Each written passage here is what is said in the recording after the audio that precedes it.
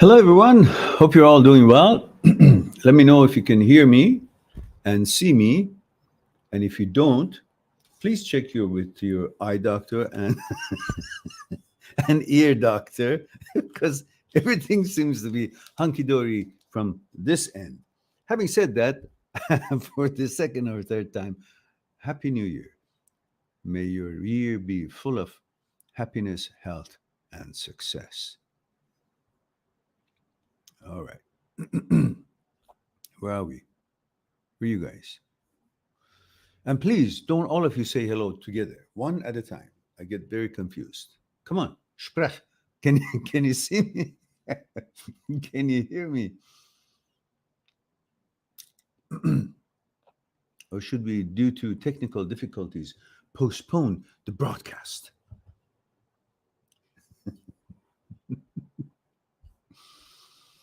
So we have a number of people who are ignoring me. They're not responding. But Krokum, no, Kurkurkum. Is it supposed to be Kirkuman? Uh, anyhow, I hope I didn't butcher the name if that's your real name. And he says, yes, yes, all good. All right, thank you. Out of 5 people, 1 person responded to me. That's a very good.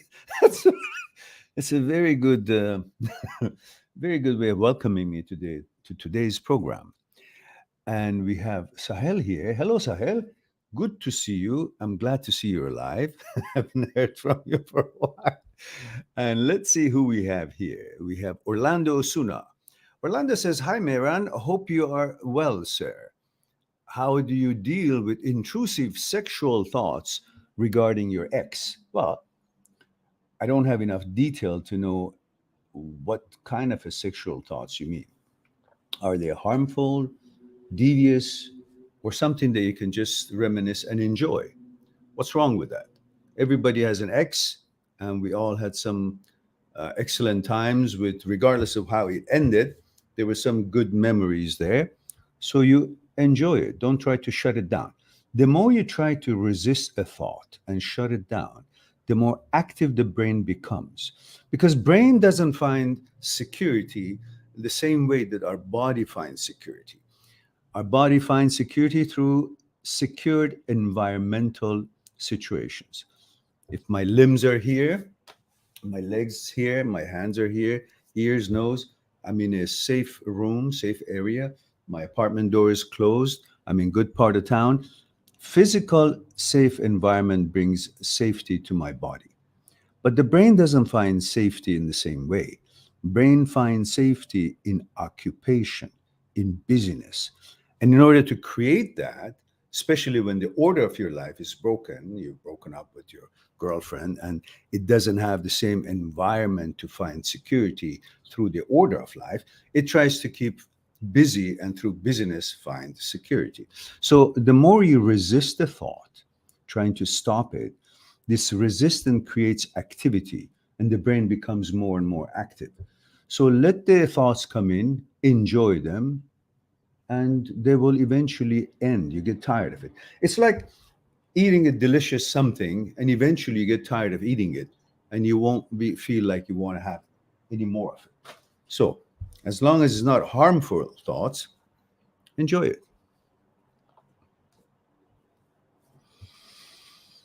And we have Orlando Osuna says, Yes, I can hear and see you fine. You're too late. I already know that. Orlando says 45, Albuquerque, New Mexico. Thank you for that. I do need everyone's age, gender, where you're tuning in from, so that'll help me a little bit to know what we're dealing with, who we're dealing with. A sort of a face, a elusive face behind the voice or the writing. Gives me a little bit of an input about maybe your culture, your age, and of course your gender, how to address you. Makes it a little bit personal.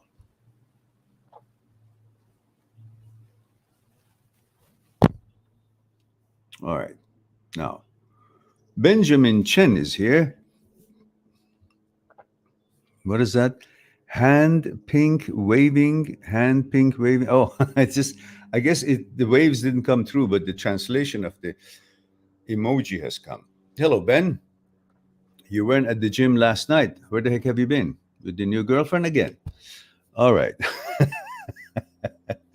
And Shizek says, greetings, sir. I've watched your videos for 4 months, and this is the first time I'm here on your live. Believe I believe I'm 90% over my ex, and now I just watched your program. Your watch your what? I just lost it. Where did it go? And now I just watched your video for reminding me to never go back. Okay. All right, good. And Shizek says, I just wanted to thank you in person. Shizek Andre 18 Romania. Thank you for that. Thank you for sharing. I'm delighted that the videos have been helpful to you. And Krokrum or Krokum, however I'm butchering the name, says, I just wanted to thank you. It's been almost 2 years since you changed how my perspective on my abusive relationship. Male 22 from Canada. Oh, Canada, eh?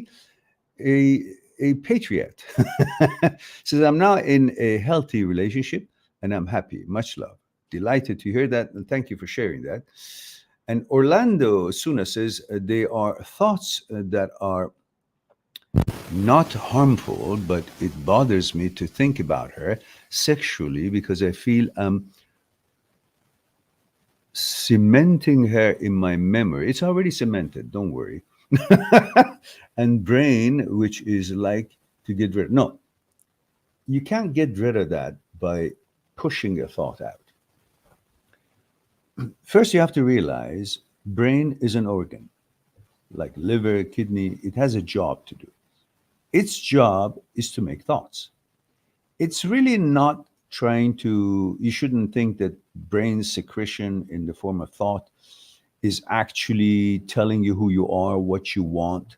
It's just the way brain continues its activities by finding a topic that it could be of concern or interest to you, one way or another. Creates fear, anxiety, or however that creates that kind of a busyness and interaction between you and the brain. Because you're not the brain, brain is not you.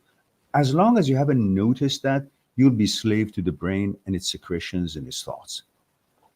Well, once you realize, which we have 3,000 videos on this channel, and many of them are talking about and showing you how and why and proves to you that you're not the brain, brain is not you. Dr. Schwartz, brain lock, you're not the brain and brain is not you, clearly explains all what we have tried to do here. But plus all that information is out there, there are videos that are pretty unique in the way of helping you to see that what it is obvious and it's fact. This fact that the brain is not you, you're not the brain, has been talked about by Aristotle about 1,000 years ago in regards to dualism and materialism. And then the modern science, through studies and research of neuroscience and neurosurgeons such as Dr. Speary, Dr. Penfield, Dr. Owen, Dr. Libet, brilliant neuroscientists and neurosurgeons with their Nobel Prize type of winning Nobel Prize echelon of studies, they've proven beyond the shadow of the doubt that you're not the brain, brain is not you. So it's not just philosophical, it's also scientific in fact. So when you understand that, then you won't be so concerned about what thoughts show up in the screen of your head. It's just the brain doing its job. Your job is to discriminate and choose. You live by your vetoes and choices. You don't live by the suggestions of the brain or suggestions of other people that you meet outside. There are other entities, and brain is also a separate system than you. You're the awareness above the brain. You judge what the brain does. And so, on that note, let the thoughts come in, you enjoy it, and eventually you get tired of it and you find new things.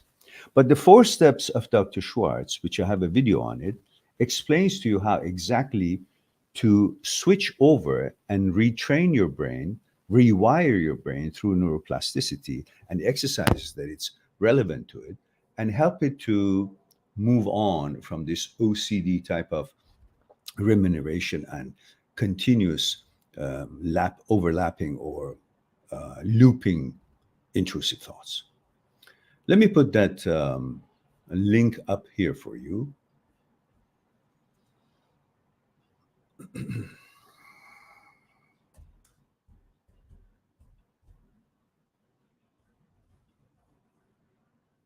The four steps of Dr. Schwartz, which I have explained them as he has written it, is right here for you that you can refer to it when you wish.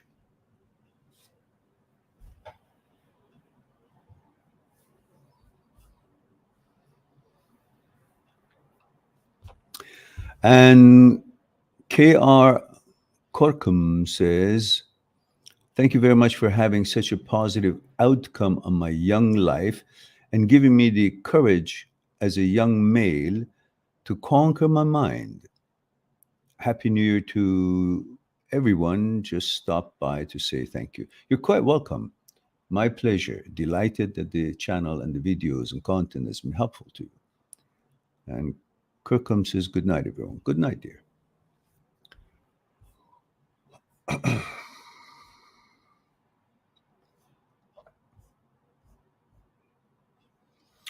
Shizek says, I wanted to thank you in person. Oh, well.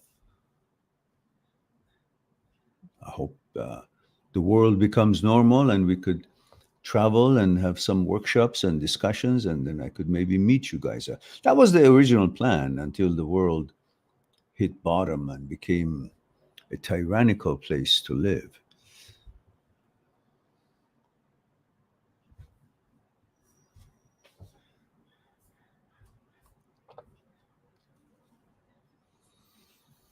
AA is here. Says, hi, Meran, how do you not remember certain events about your ex? How do you not? Why should you? Do you remember everything in your life? There's things that you don't remember.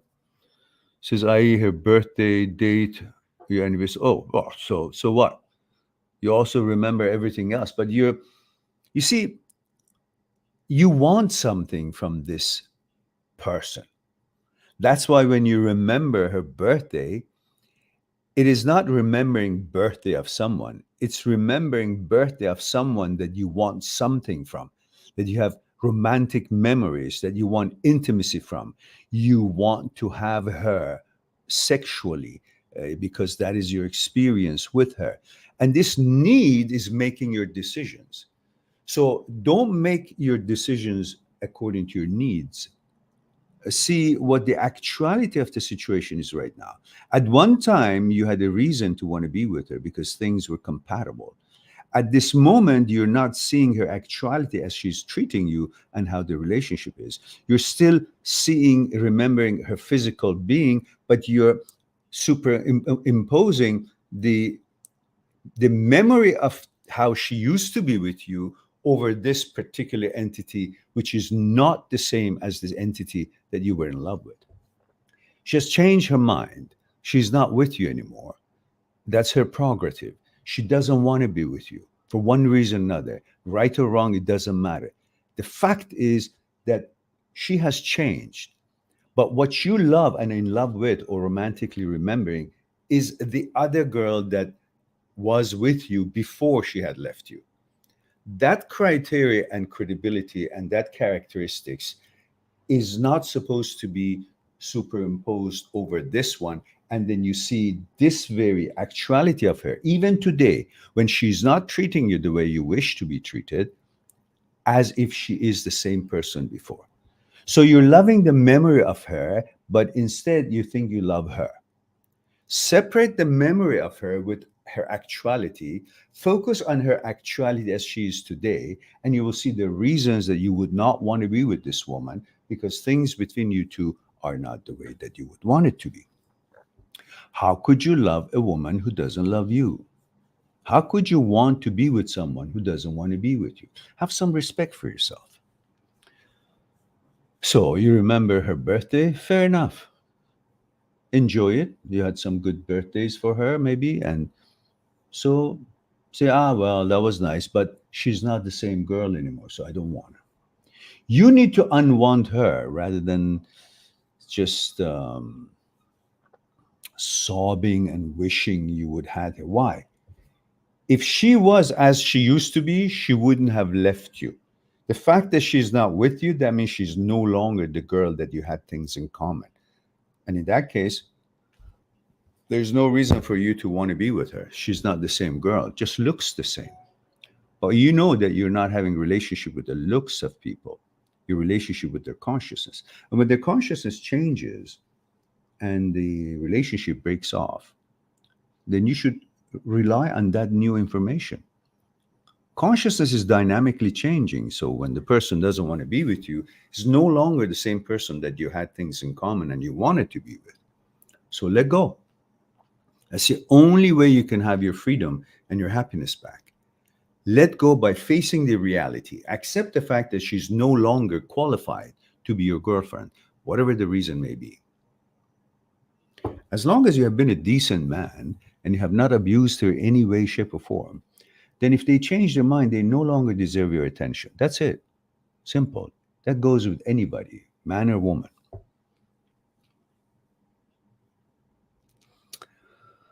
And AA says, also, Mehran, have you read the poetry of Rumi? Well, I come from the country that Rumi is from. But to be honest with you, as shameful as it might be, other than just few passages on some book that was handed to me at one point or another time, or some event or some ceremony or whatever it was, I haven't read Rumi. I know he's a very smart, intelligent, spiritual scholar man, but I really am not familiar with his work as much as so many other people around the world are. Somehow I took a different turn and got my interest in spirituality and philosophy and all that through, I don't know, Eastern training, Japanese martial arts and things, and meditation, whatnot. And then my research through scholars of 100 years ago, such as Mr. Jiddu Krishnamurti, who taught thoughts, consciousness, fear, desire, ego, the inner movement of the psyche, understanding the human psyche inwardly, not through books, inwardly, and taught this over 60, 70 years until he passed away, I think about 30 years ago or so. He taught in India, UK, United States, Canada, everywhere, at schools and so on. And then, of course, through neuroscience and the science, the psychological understanding of the components of the brain involved in what happens in our psyche. Just learning and researching for many, many years, so I understood certain things. And but Rumi, I haven't had the pleasure to know, analyze, or understand.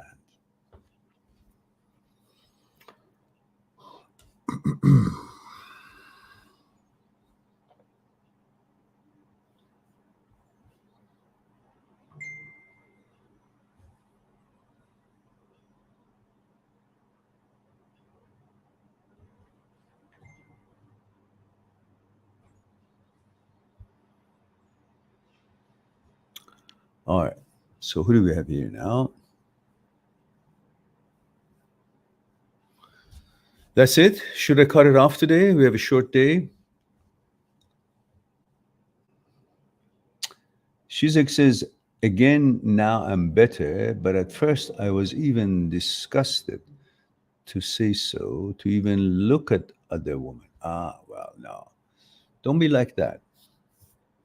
Shizek says, by the way, sir, can you give some explanation on why it seems that we have less desire to talk to new girls? Because you think it's a sin to cheat on your love. You still are hung up on her. There is no problem for you to talk to other girls. It's your sense of illusional thinking that, oh, she's looking at me from somewhere. she's going to be aware. My conscious is cheating her. And if I stay pure to her, maybe she'll come back and I don't have to feel ashamed that I cheated on her. You didn't cheat on her. She's left you and you're open and free to do whatever you want to do. And his explanation on why it seems that I have less desire to talk to new girls. Also because you're a little bit depressed because she's left you. And somehow the brain enters into a belief after a breakup, especially if the girl initiates that, that she was the best and she was the only one who could love you. Because that's the only example you have in the recent past that someone loved you or cared about you. So you can't see anyone else could ever love you because you have no other example waiting in line for you. Human being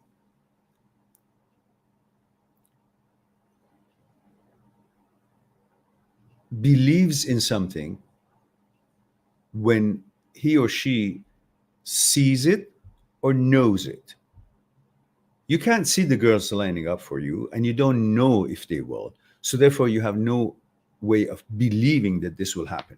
But if you remember, before this one came into your life, you didn't know that she will come into your life and you didn't see her waiting at the door for you.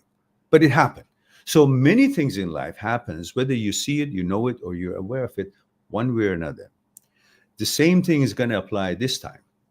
So just because you don't see a possibility or prospect at the moment, that doesn't mean that this was the only one. There's no one else that ever going to happen. But our brain somehow falls into that belief that this was the best because you somehow convinced yourself through the relationship that she's the best. There were things about her you didn't like. There were things about her you liked. And you wanted to prove to her, you wanted to compete with the others, and she played the game or didn't. Somehow you finally came to understanding or accepting that she's the one for me for now. Nothing else is available. You settle with it. And that has worked on your brain and made you believe that that is the best and the only thing that you could actually tolerate and want, desire, which is all your own brain's work. It's not true, just that it gave you the comfort zone and certain commitment and contentment. And now that she's gone, you're even more sure of that she was the only one. Why? Because when something is lost, you're scrambling to get it back. Even though you didn't want it, but now you want it back that is not there. These feelings are playing, and the possibility of she goes with somebody else, that kills us guys. So then you're now more vigorous in trying to get her back, or at least believe she was the only one. She was the best one. These are all games that your brain is playing without your knowledge. And you should understand that that's not true. Brain is very limited in its thoughts. Thoughts are limited. It doesn't know anything that's going to happen in the future, as it didn't know this is going to happen to you, and it did. So believe there is something higher out there that designs things or make things happen, or random or incidents or accidents or whatever it is. Your brain cannot tell. So what it thinks with its frame of work and abilities and needs, and your need desiring for pleasure and wanting her back, all that plays a role in how your brain creates all these thoughts.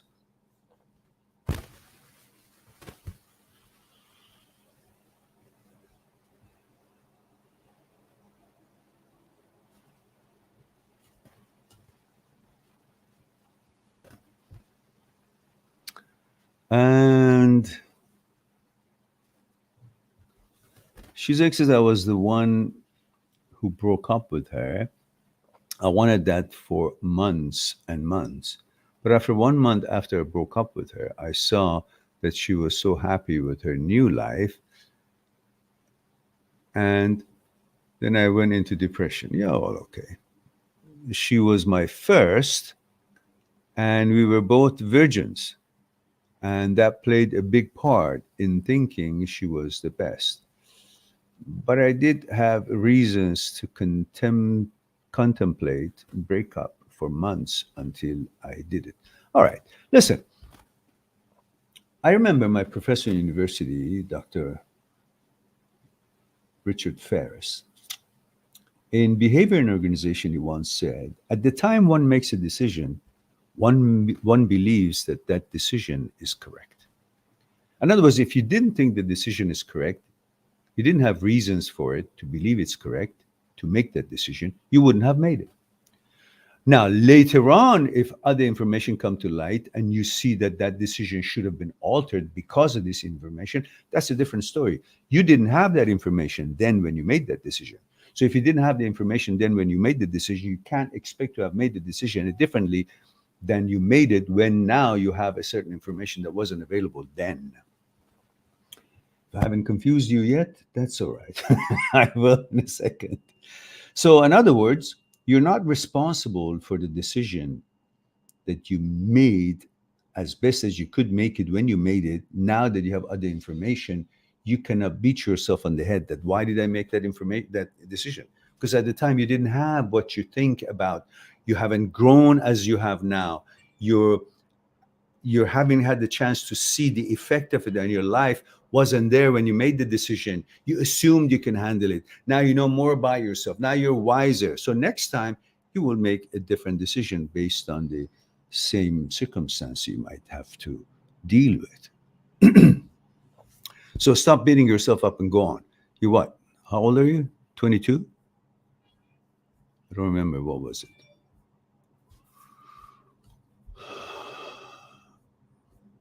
Anyhow, obviously, if it was your first time, is you're very young. So don't worry about it. This is normal.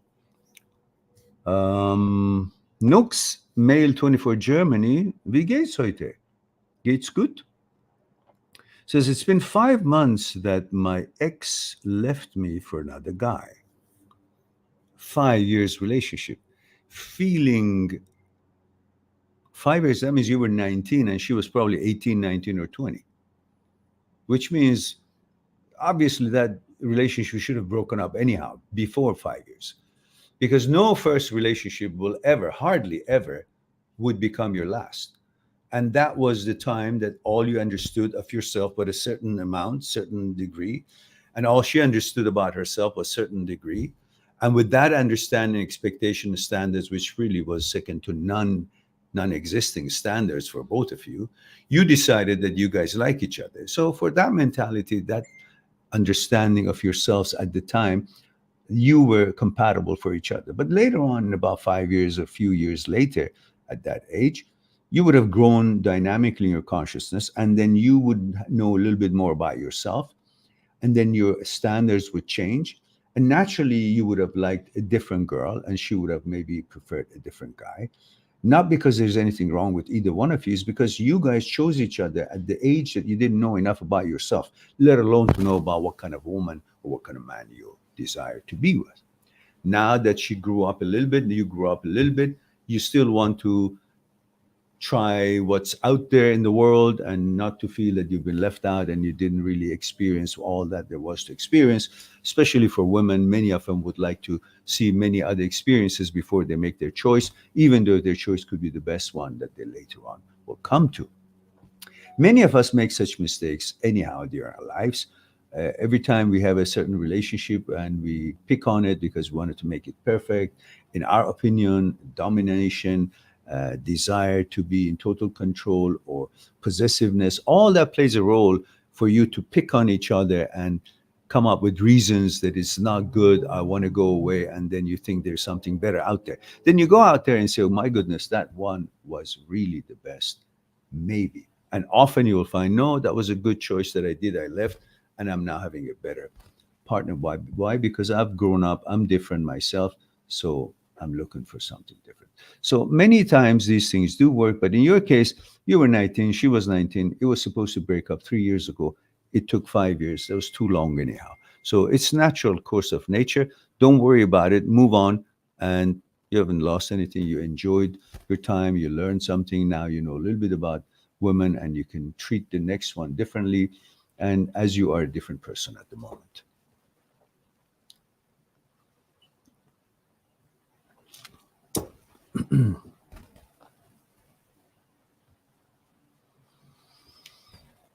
Says, feeling go and come back, and it hits hard sometimes. I know logically that she's not good for me. Yeah, but we boys have a hard time to logically understand anything about women. We're very emotional. We are driven by our gene that is programmed for procreation. We want intimacy. We want to protect our women. We want to love them. We want to provide for them.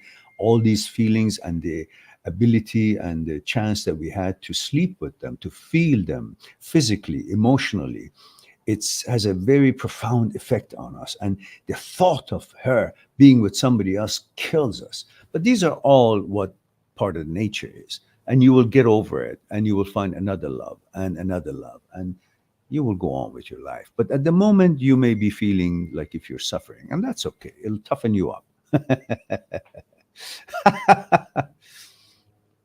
All right. And he says,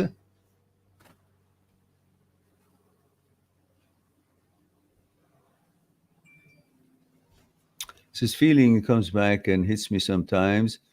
I know logically that she's not good for me, okay? She lied to me after breakup. She's also not reliable, lazy, etc. But I don't know why I still suffer. Is if psychological security thing? Yeah, of course. You had your order. You see, it's very simple. As I mentioned before, when you were single, you had a certain routine in your life called mechanical process. There were certain things you were doing in life, having your coffee somewhere, getting up at a certain time, going to school, going to work, whatever it was you're doing, going to gym, meeting friends. These were your mechanical processes. And through mechanical process, you had a certain routine in life. That certain routine created an order in your life. When you met her, you interfered with her order and she interrupted your order because you were not able to do all the mechanical processes that you were doing every day on your own terms. You had to compromise, you had to make changes. And at first, it was a little bit inconvenient for both of you, but you tolerated because you were romantically involved and arose and you wanted to work it out, so you would compromise. After a while, these compromisations all turned out to become synchronized. And through this synchronized mechanical processes, you created a new routine, which created a new order. And that became your order of life in which the brain would find security. Because brain finds security in the order of life. And that's why when you break up, the routine changes because the mechanical process cannot take place as it did because it was done by two people. The order was made by two people and no longer she's there. You're not together, so you can't do the things that you used to do. So the order breaks down because the routine breaks down because the mechanical process breaks down. And once the routine breaks down, mechanical process breaks down, routine breaks down, and the order breaks down, the mind, the brain cannot find a place to find security. So brain keeps going into the memory because in the memory, everything is recorded. Everything is as is before. So the memory, the brain keeps going in there to find that order that exists in the memory to find the security. And it stays there. And when it's there, who else do you meet? You meet her. And when you meet her, prerequisite file for desire to be born, which is also recorded, will trigger. And the brain thinks that the whole prerequisite file for desire to be born for her is redone, is activated. It just happened new. Brain doesn't know it's a memory. Brain cannot tell between virtuality and actuality. So when that file is triggered, it thinks it's just renewed. Then you desire her again. So the best thing is to create a new order through new mechanical processes. The things that you like new, try new, create new mechanical process in your daily life and create new routine and create new order. And through that order, brain finds security in the actuality of world because you have now created a new order in the actuality of your life. And it won't go into the memory, you won't see her, it won't trigger the desire files, and you will be now in the present moment living your life as you should. And that's when you will stop thinking about her. Redirecting your mind to actuality from virtuality. All right. Shizak is 18. All right. And Aman Gatpal from India is here. Aman, you forgot. Yeah, 21, male, India. Thank you for that. Aman says, I feel that I can't. There's sunlight out there. I've been looking out. When I talk, I look out there, and if it's sunny now, I can't see this now. My eyes go wacko. Says, I'm that bad. What? Where are you? Oh, say, I feel bad about something that I don't know. That girl who used to stare in my eyes, try to act kind of like girlfriend around me, and said didn't had feelings around me. I know she played me for her good, but I feel like I'm that bad that I can't even generate feeling for her. You know, why you keep at this? Why don't you just live in the present moment and appreciate the gift that she gave you? She gave you attention, she gave you a look, she gave you a smile. Take it for what it is. Don't expect to turn it into a permanent and then suffer. Why is it not permanent? Why is it not always?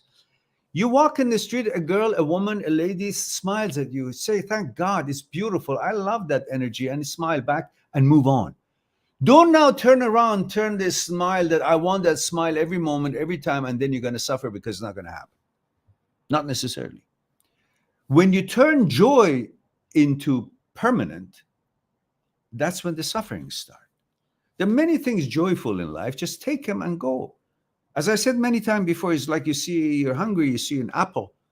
You take the apple and you crunch on it. So, wow, so delicious. And then it was all fine until you say, now I want this apple every day. And maybe the tree's not there. Maybe other people pick up from the tree and there's no more apple for you tomorrow. So you're going to be suffering. You're going to be worried about it. And you're going to be turning that whole excellent pleasure of life of biting into the apple into a misery that why I cannot continue having it every day. Trying to turn an impermanent to permanent is where the suffering starts. So enjoy the bite of the apple and then appreciate it, gratitude, and move on. If it happens tomorrow again, great. If it doesn't, I didn't expect it. That's fine. We don't have control on most things in life, if anything. The ones that you have is your desire, and you have to become master of that. Take a bite of the apple, appreciate it, and go on.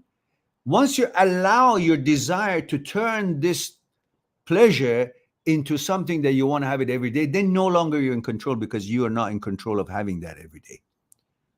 When a woman smiles at you and you love it, and you enjoy it, you appreciate it, that's great. But when you want it to be your wife that moment every day, then now you're suffering and she's in control of your emotions. Let life unfold. If it's supposed to happen, chemistry, both of you will continue that smile the next day as well. Don't try to force things. If it works, great. If it doesn't, move on. It doesn't have to work for you to be complete. You are complete. Why? Because you're born. That means you are complete. You're above 300 other sperms that could have turned out to be born, but you were born. So you're a winner to begin with. So stop trying to compete with anyone or anything in your life. Just do your best. That's all you can do. And Aman says now there are some girls who are trying to hang around me, trying to laugh, text me a lot, but due to the crash of my self-esteem, I can't talk to them freely, feeling like no girl will gain feeling for me. That's the problem. You should want nothing and you will have everything. Because when you want nothing, a little bit is everything. So you will have everything because you didn't expect anything. When you want a girl to be a girlfriend just because she smiled at you, you will just not even enjoy that smile because you want something more. Stop wanting more and just enjoy what's there and what opportunity you have. That's all. And then you will enjoy every bit of your life. Don't expect that you should entertain them, you should make them your wife or your girlfriend or just say hello. And if they said hello, you say, how are you? If they said nothing, you just keep going. That's all. Next. And Aman says, I feel like I'm wasting my dating life. Yeah, well, you're 21 years old and you think you're wasting your life. Well, where's my ugly stick? Beat you in the head till you learn it. Remember, ugly stick has your name on it. So be very careful how you treat yourself. Go on. Go on before I beat the crap out of you. I'm on. If you think you're wasting your life now, wait till I get done with you. Go put your motorcycle helmet, because that stick is going to come on right on your head with that kind of a thinking.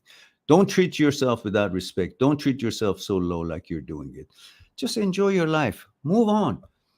Get your education done, get a good job, make money, and then you will have different outlook of yourself. When you have different outlook of yourself, your self-esteem will come back, and that self-esteem will draw other friends, and among them you will see who you're qualified for and who is qualified for you, and you will get the girlfriend that you may wish.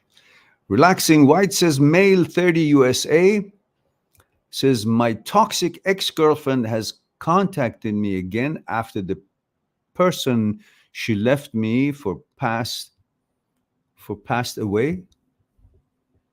Oh, she went with someone and now he's dead. Well, what is she?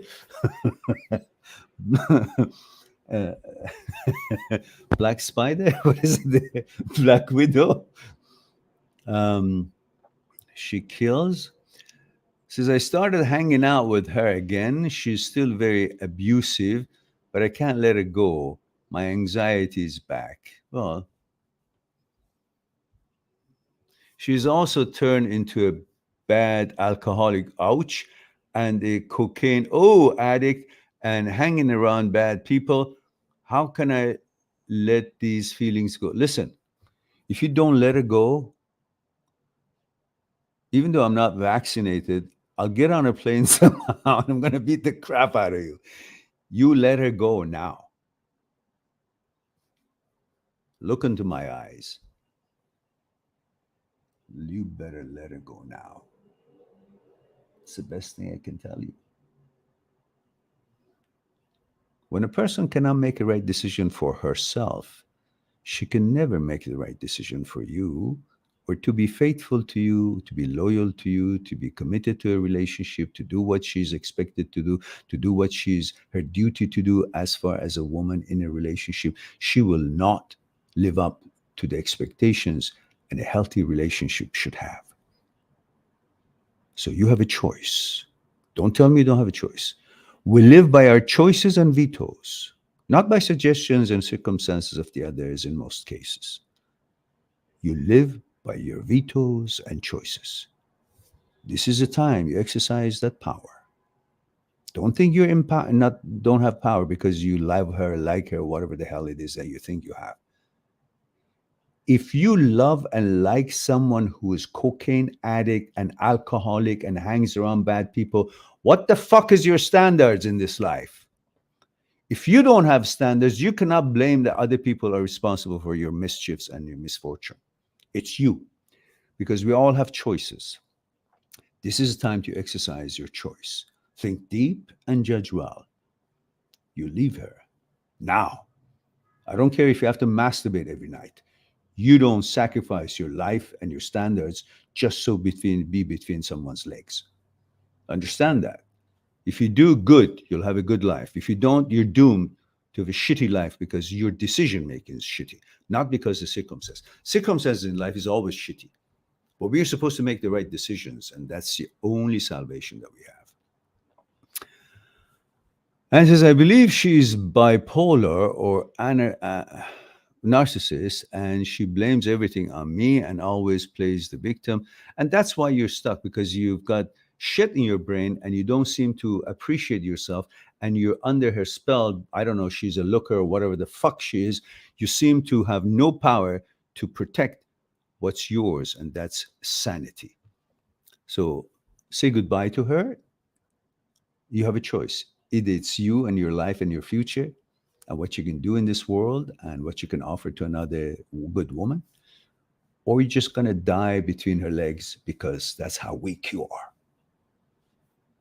I don't believe anybody's that weak. Everyone has a choice.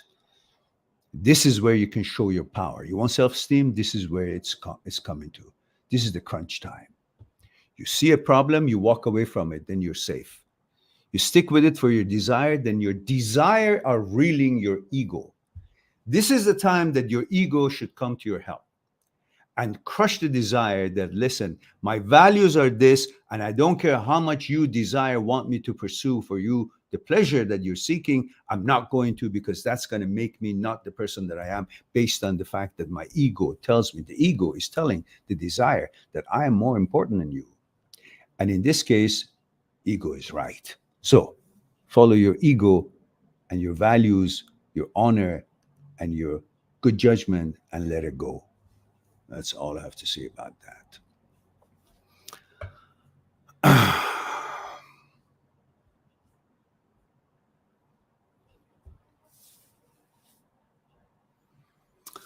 All right.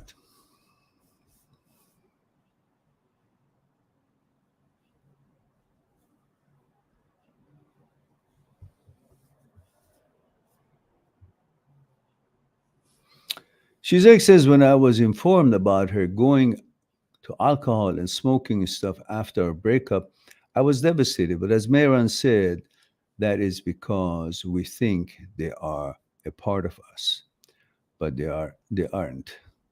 They're them. That's right. And that's it.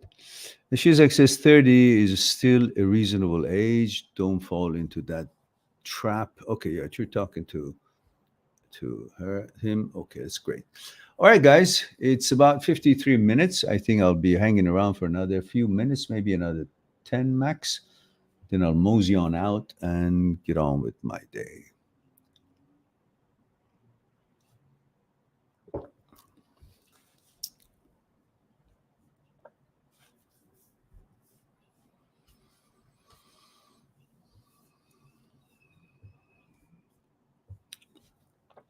I better see like at least 12 of them.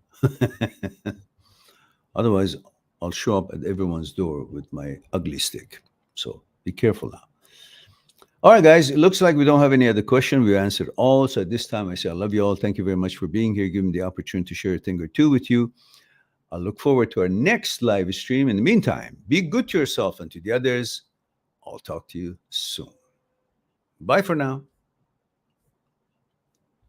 Subscribe on my channel, visit my channel, and go through the videos that you might be interested in. Mind@seekstruth.com is making it one step away to talk to me one-on-one on Skype and discuss what's concerning you. I'll talk to you soon.